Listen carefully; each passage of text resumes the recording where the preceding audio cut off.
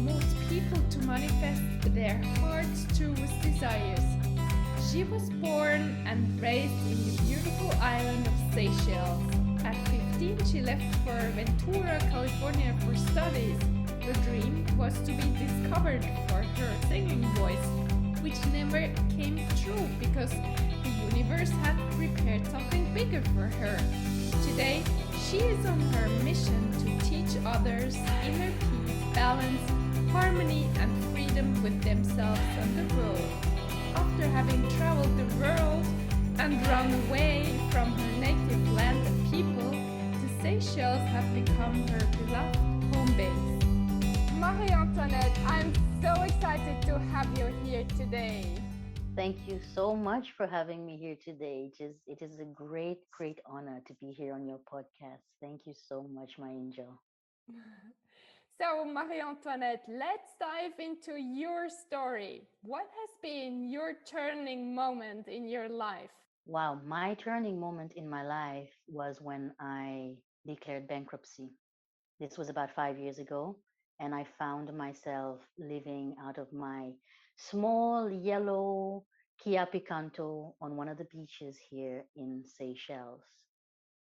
Yes, I say this was a turning point in my life because in that moment, this is where I actually discovered acceptance and peace within myself, where I accepted everything that has happened and I understood that this was actually happening for me in order for me to transform my life, to start living the life that I actually want to live, that I choose to live, that I choose to experience.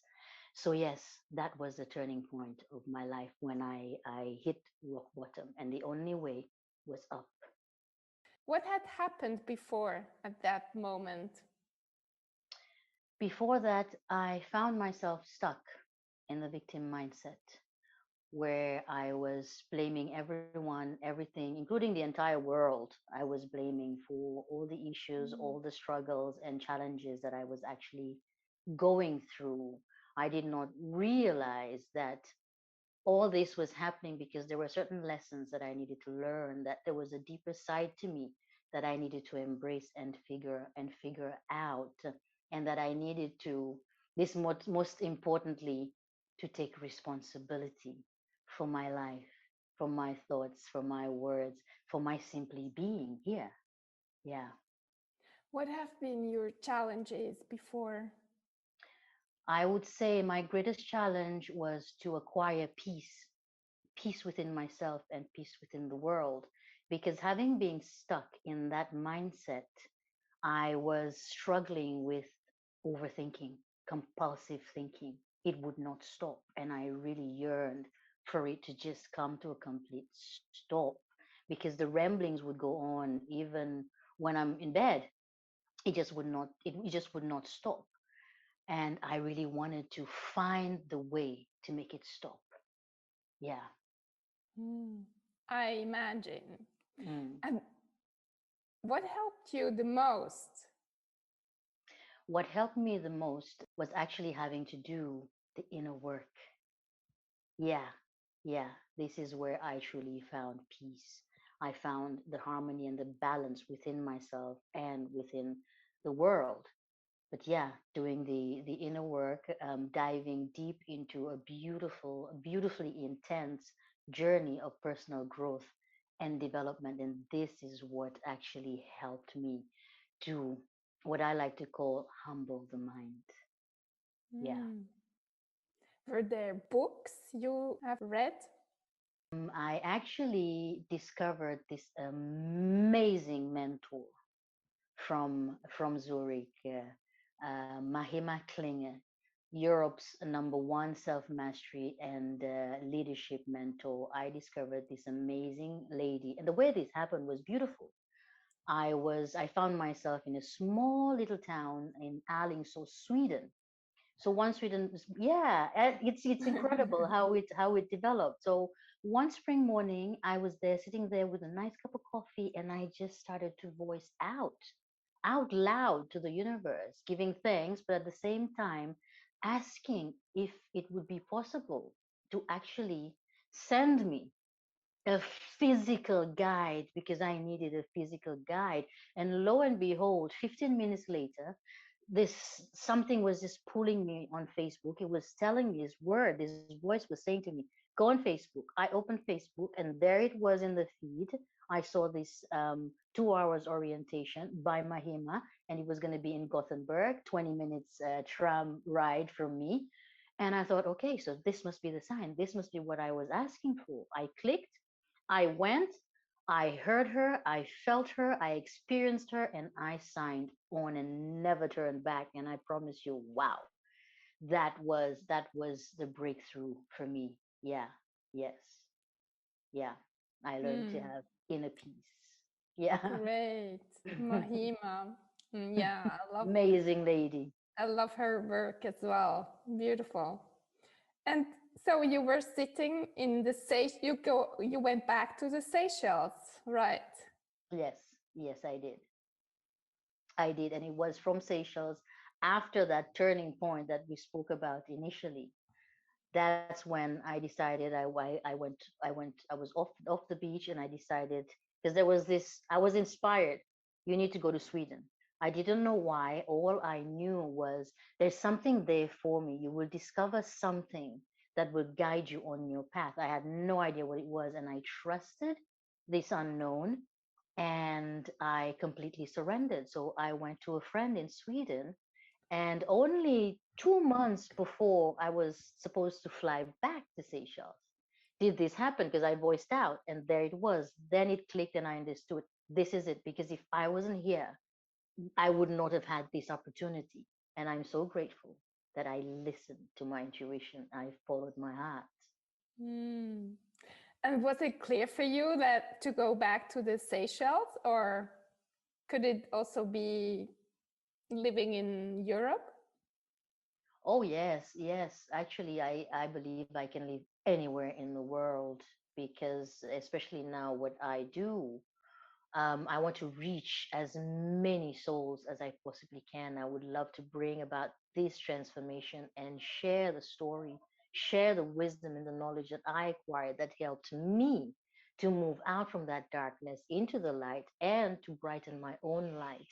So yes, yeah, I was open, and I'm still open to living anywhere in the world. Yeah. Mhm. You have grown up in the Seychelles, right? Yes, yes. I grew up here until the age of 15.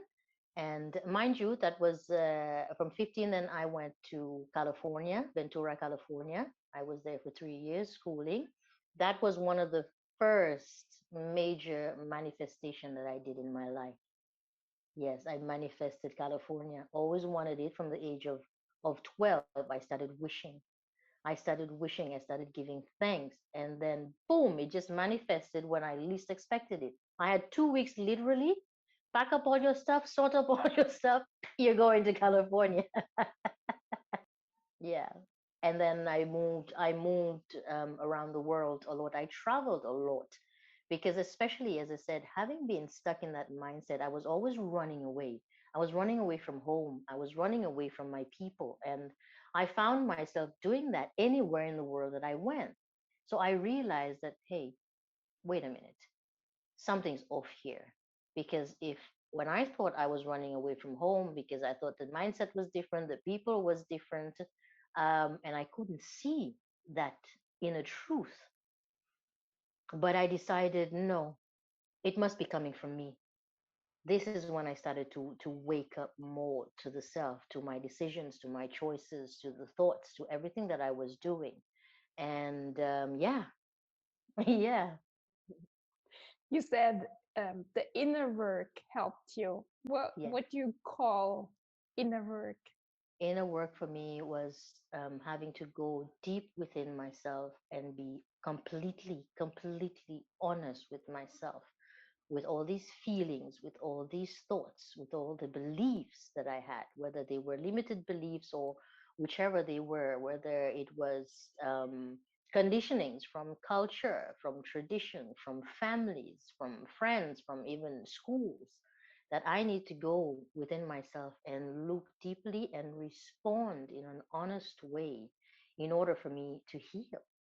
to heal, because I discovered through the inner work that, hey, you have some traumas, some childhood traumas. There are certain things there, certain issues there that you never fully looked at. And that's what I was actually running away from myself. This is why I could never run away. Hmm. So, yeah. Do you want to share some traumas from your childhood? Yes, for me, the big one was not receiving the love that as a child I expected from my parents, from my mother and father. And I also always felt that I was not heard, because also having been born in a culture, sort of like African culture, being in Seychelles, is when grown-ups are talking, you are not allowed to speak or be in the same room, and a child's point of view has no values. So you understand what I'm saying now by all these beliefs, limited beliefs, and other people's beliefs really is what it was. And yeah, that was for me, that was the biggest one, which shook up my self-worth and confidence. So yes, I never really voiced out. I always kept quiet, always held things within, and never really expressed myself. What was the limiting belief, the strongest one you were telling yourself over and over again? I am not enough. Hmm. Yeah, I am not enough. I am not worthy. Yeah, yeah, that I'm not talented enough. And that was one of the things that I really needed to shift within myself, to see within myself that I am much, much, much more than enough. And I am worthy of the best that this amazing life actually has to offer.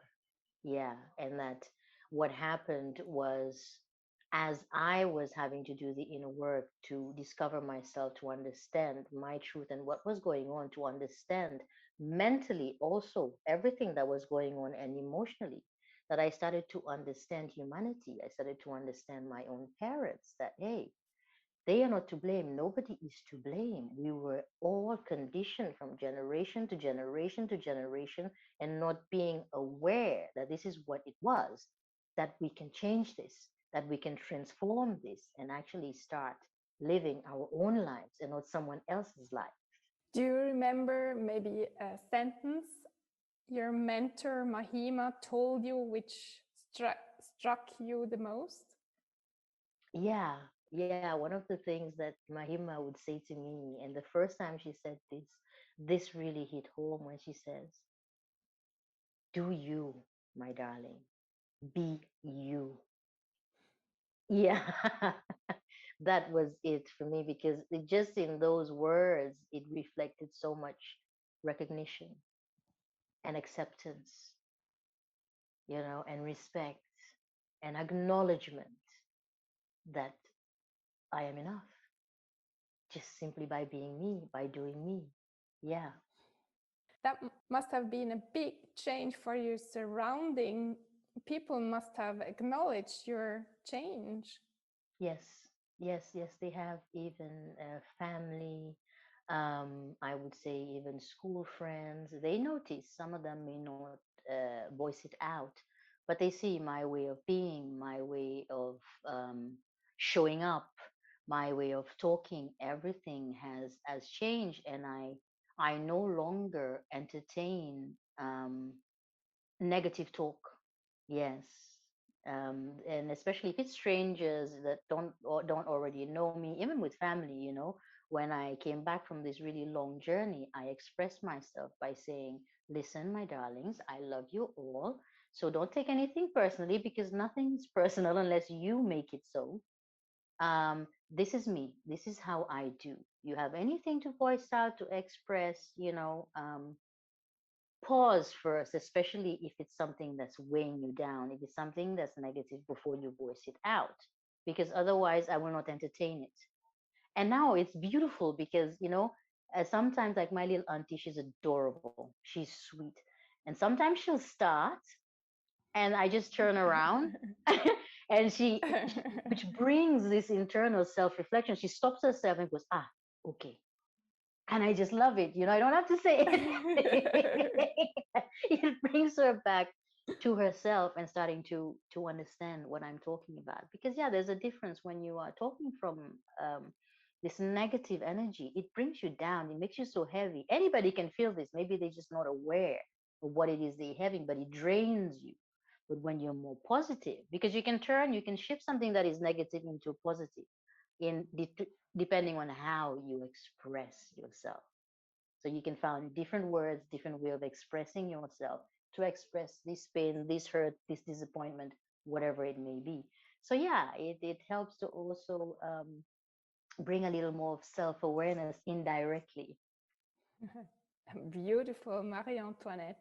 What does help you every day to get in this beautiful energy? Wow, gratitude. Gratitude is, yeah, number one. Gratitude.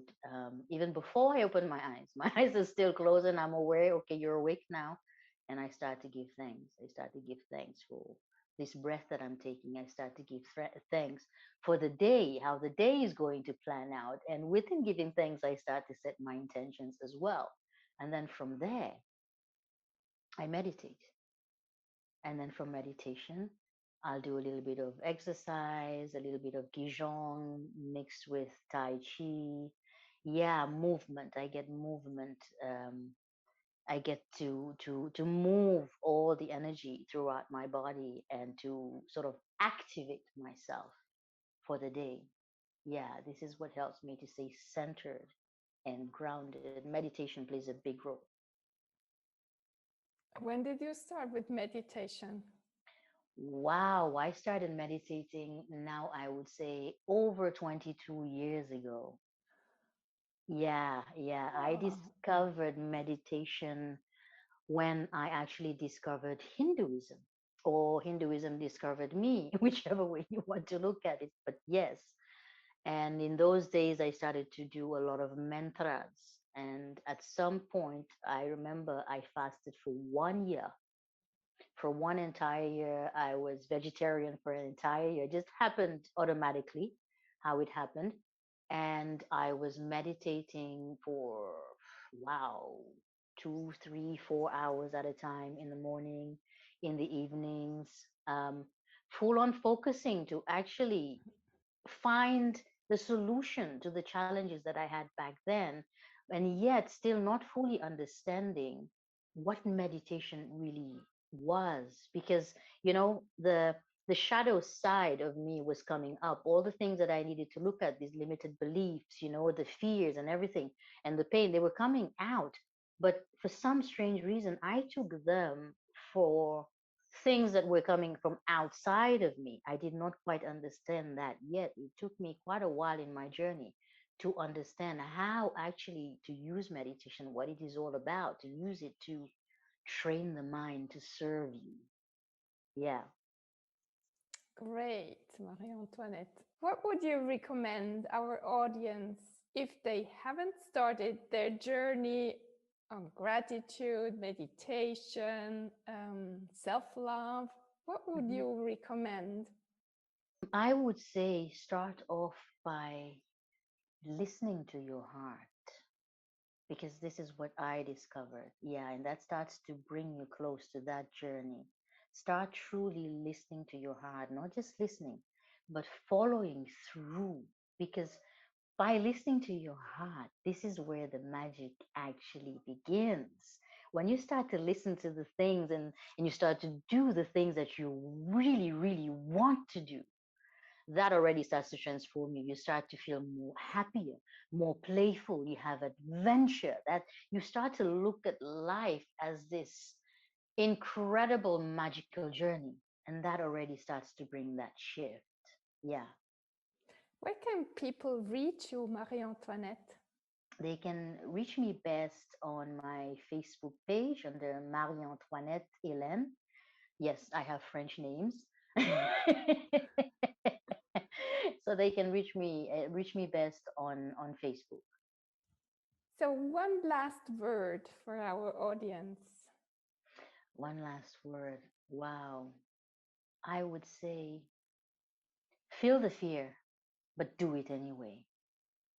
Because by doing it, you are actually, which brings me back again to listening to your heart, to doing the things that drives you, that motivates you, that inspires you, that empowers you.